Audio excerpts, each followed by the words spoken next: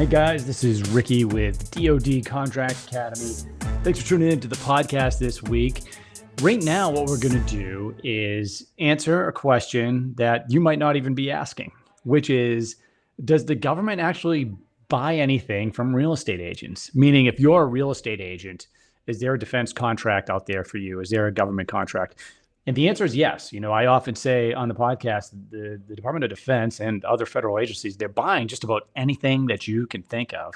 And real estate's no different. There are a lot of real estate opportunities out there if you have a license. Now, this is something near and dear to my heart. My wife is a real estate agent. She's absolutely killing it. She's amazing. We're up here in New England. So shout out to Amanda Howard if you're looking for a house in Massachusetts or New Hampshire. But we're talking about the government here. So, naturally, I went in and investigated, what type of opportunities are out there if you're a real estate agent. So, and this may be an interesting niche for you because I know, there's a lot of competition out there, especially among real estate agents. There's millions and millions of real estate agents out there.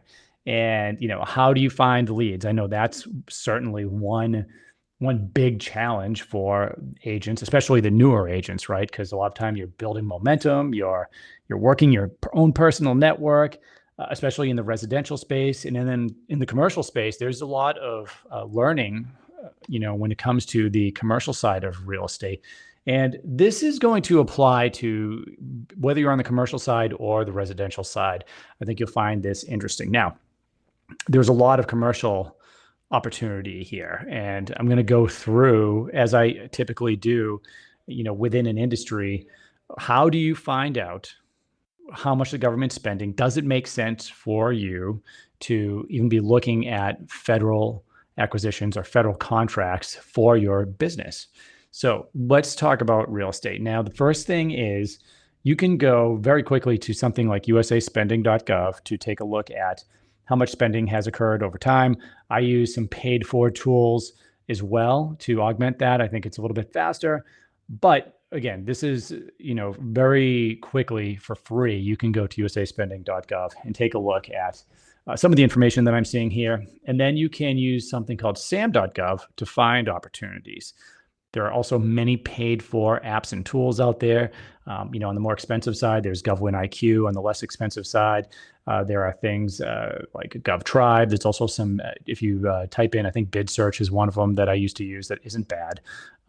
So depending on where you are in your journey into government contracting, you may want to eventually, invest in one of those tools. But right now, you don't need to. Right now, if you're just thinking, hey, is this something that could potentially make sense for me? This is the episode for you. I always start with, before you ever even register your business for federal contracting, because you do have to register your business, you want to see, is the government buying what you sell, right? So again, I like to focus on, this is DoD Contract Academy, so I certainly focus on defense contracts, but whether it's the Department of Defense or the Department of Energy or Homeland Security, whatever agency we're talking about, they're all regulated by the federal acquisitions regulations. That's what makes it so much different from B2B or B2C sales, is this is regulated by the government. Okay. And because this is public sector, all the information is public. And this is what a lot of people don't think about. So think about all of those, if you're a real estate agent, everyone you're fighting with, all the millions of real estate agents that you are competing with to try to get all your leads commercially, residentially. Now I want you to think about public sector for a second. Okay. 23% of all of the spending, all government spending it's mandated that it goes to small businesses. That's A. B, less than 1% of all small businesses ever even register to sell to the government, right? So do you have to own a brokerage? Do you have to register to sell to the government? Can you register your own LLC? You could certainly register your own LLC. Now you're going to have to think about, I'm not trying to come off as a real estate expert here. So those are some questions that, there are some great resources for you to investigate. But what I want to do is walk you through, hey, is the opportunity here for you, right? Okay. So now I'm doing a broad search. Okay. Because there's a lot of, when you're searching through different industries and different spending within the federal government, you can do things like you can type in just the name of an opportunity or maybe a service that you provide. So let's say you are you were a residential real estate agent, or you were involved with leasing or renting houses, something like that, right? You could type things like in there. A better way to get a broad search, though, is to use what's called a North American Industry Classification Code. That's a NAICS code. And there's a NAICS code attached to just about every major industry out there. So just understanding the government buys just about everything, right? There's one for real estate, right? So 531 is the first 3 digits of real estate, and then it's usually a 6-digit code that will go from there. So it will get specific. There's certainly like real estate appraisals. There's real estate, I think real estate leasing. There's real estate X number. I'm not going to get into all that, but I'm taking just a broad search. So this search is going to basically encompass any federal contract over the past 3 years that was under the real estate NAICS code. Okay, so what I can see just off the top is, and again, there's going to be opportunities that are beyond this that just aren't included because it was listed under another NAICS code. This is just and this number will change. I'm just giving you a broad picture of what real estate opportunities were put on contract the past couple of years. So the numbers that I'm seeing right now is that about $1.4 billion was spent under real estate NAICS codes over the past 3 years. Okay. So that's significant. It's not $100 billion, but $1.4 billion is still pretty significant, especially considering, how few people are probably engaging on these opportunities, right? So 1.4 billion. Now, the next thing is when we're looking at the government, okay, which agencies are actually spending the money? So a couple of things that you need to know is, first, is the government spending money, right? So that's my first. Are they spending money on what you sell? And then when we determine that they are, now I want to know, okay, who's your customer, right? Because certainly that's going to be a big question for you, right? That's like getting the lead for a listing on a house or the lead for a potential buyer, right? So with public sector work, I can go in, I can see exactly who's doing the buying, right? In some cases, I can get down to not only the office, but the name of the people putting companies on contract. So after I ran this search, 1.4 billion spent over the past 3 years, and the top 3 agencies, we'll call them, are Department of Health and Human Services, Department of the Navy, and the Air Force. Okay, so obviously Air Force and Navy are both under DoD, but with the tools that I'm using, it kind of separates them out. So that gives us a quick snapshot because it's all about focus when we're talking about government contracting. So if you're getting overwhelmed with some of the acronyms like NAICS codes and whatnot, you don't need to. Remember, all you need to understand is how to understand the way the government buys real estate services that you may offer, and more specifically, what agency is actually doing the purchasing that you want to focus on. That's a good way to start.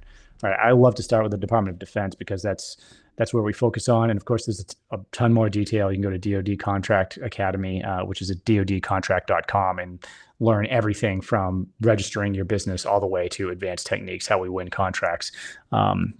We have some coaching programs and whatnot associated with those too. It's really great for our students.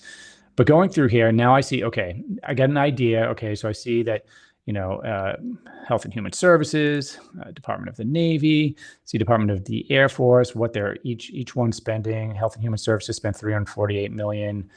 The Department of the Navy, $155 million. Air Force spent $141 million. And of course, the list goes on from there. These numbers will change, reporting changes, and numbers are constantly coming in. But some other things I can do is I can look at how these were competed, right? Because I want to know, okay, are these going to large businesses, for instance, or small business? So remember I said that the Department of Defense and the other agencies, they're required to put small businesses on contract, 23% at minimum. And the DoD does a great job of putting a lot more on small business contracts. Small businesses, and I'm a former acquisitions officer with the Department of Defense, so my job was essentially finding companies that could solve our problem sets, whether it was a product or a solution, get them on contract, and manage that contract through its life cycle. Now, and I can tell you that small businesses also react a lot quicker than large businesses.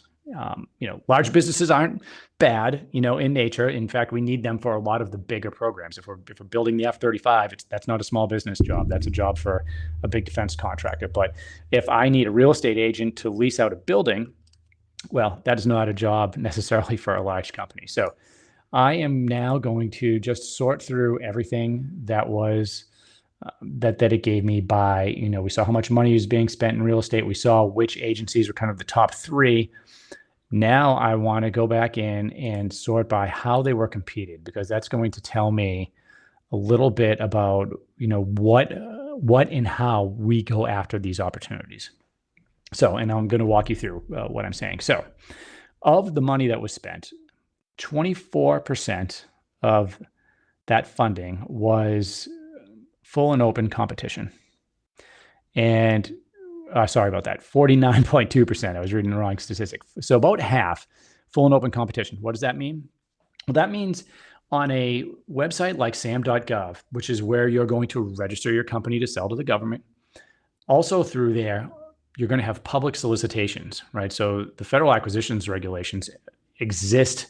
I don't want to say primarily, but one of the primary purposes it exists is to ensure that there's fairness in competition, right? So a full and open competition means that for a real estate contract, it might be, hey, we need somebody to help us lease out so many square feet for a building, or hey, we want to make a purchase. The government wants to make several purchases over the next 2 years, and they need real estate help in the state of, I'll use Massachusetts because that's where I am.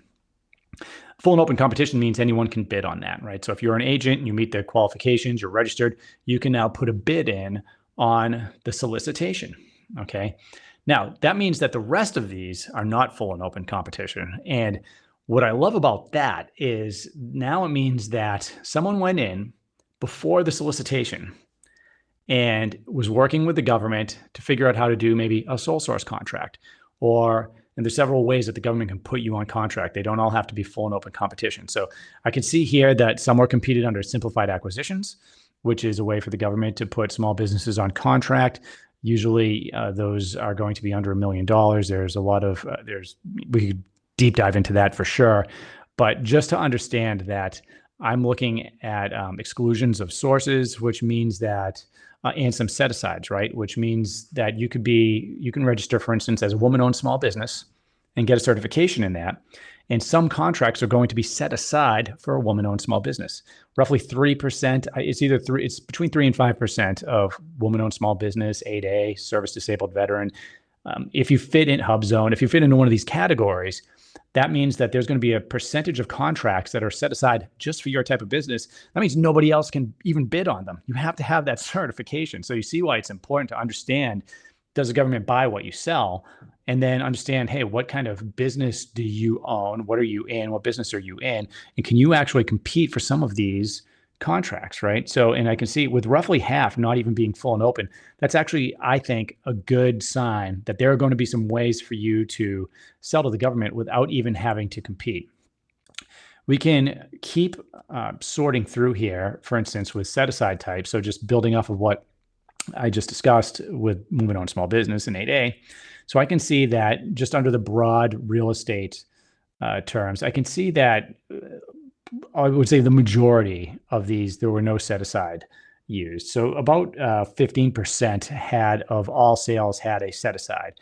And those went to 8A, service disabled veteran owned business, woman owned small business, those type of set asides.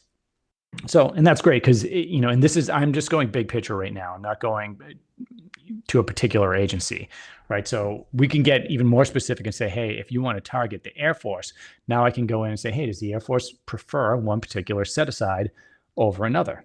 We can go in and I'm not going to bore you here, but you can go and you can look at place of performance, right? And for you, that's going to be very important if you're a residential real estate agent, or if your real estate license is only good in one particular state, you might want to check out a particular state and see, okay, what agency is actually selling in that state, right? So, if I go through here and I'm looking at, here we have Miami, Florida, right? So if I click on Miami, Florida, and maybe now I want to know which agency is actually selling in Miami, Florida, it's the Department of Housing and Urban Development. So I know that for Miami, if you're in that area, that might be who you have to target, right? So we can do the same thing, if I'm looking in Pennsylvania and I want to look at the major agency, it's going to be the same thing. So Housing and Urban Development is obviously going to be, who you might want to focus on if you are looking in a specific state, okay? And there are certainly some other ways we can shift through this. You can really do a good job of reverse engineering how to sell to the government based on maybe who your biggest competitor is. If they're successfully selling to the government, we can look at exactly what they're doing because it's all public. And so will everything that you do, by the way. If you're selling to the government, we can look at who they're selling to, how they're selling, what contract vehicles they're using. All of that's very important. Now, something else I like to look at besides, hey, who would I potentially be focusing on is, do they use GSA?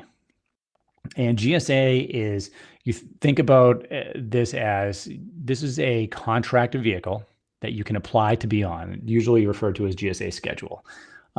Some opportunities are going to, within the government, are going to come out only for GSA contract holders. So this is important to know if your industry uses GSA, because if it doesn't use it that much, you don't need a GSA schedule. If it's used excessively, this is something that you can apply for as a small business.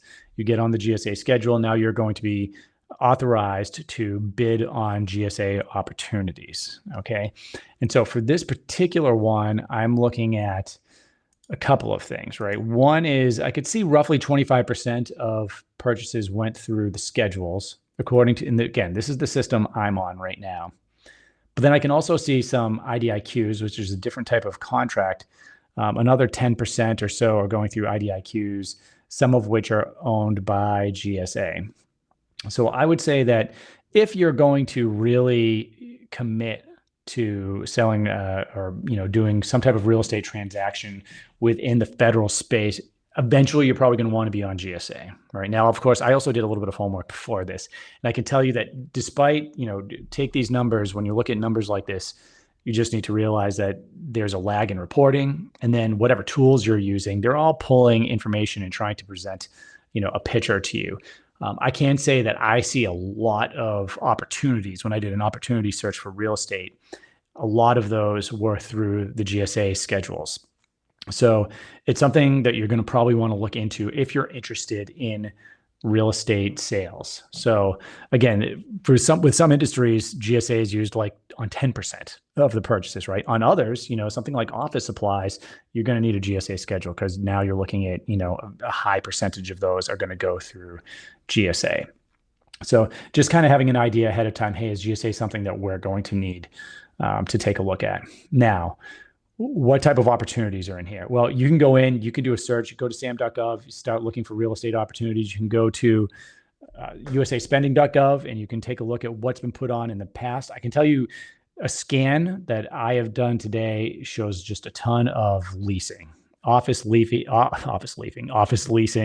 leasing office space in particular is something that kept popping up over and over and over again. So if that's something you specialize in, or if you're looking for a specialty, this is a really interesting niche, the federal government, office leasing, and then, speaking to my personal focus, which is the Department of Defense, we could see that the Navy and the Air Force are doing a lot of spending within these NAICS codes.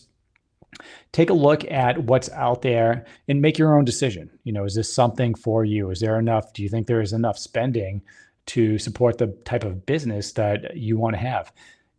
For a lot of people, my recommendation is if you're getting into defense contracting or government contracting, this should be an additional stream of income starting off to your commercial income, right? And then once you get the ball rolling, once you're registered, once you start understanding some of the principles we teach, not only on this podcast, but on dodcontract.com and the DoD Contract Academy, you're going to start understanding what you're going to need to do to sell, right? And I'm a big fan of saying, hey, if you take anything away from this, if you're just hearing about defense contracting, government contracting for the first time, these solicitations that come out, if that's the first time you're engaging with the government, when that solicitation comes out, then I don't want to say you're too late because you can still win, but there's a lot of work that goes in before that will make you far more competitive when you put a proposal together and try to win a contract. Okay. So look, there are a lot of podcasts that I've already done. Check those out. They're free. If you want to go in depth and just learn how to do it step by step,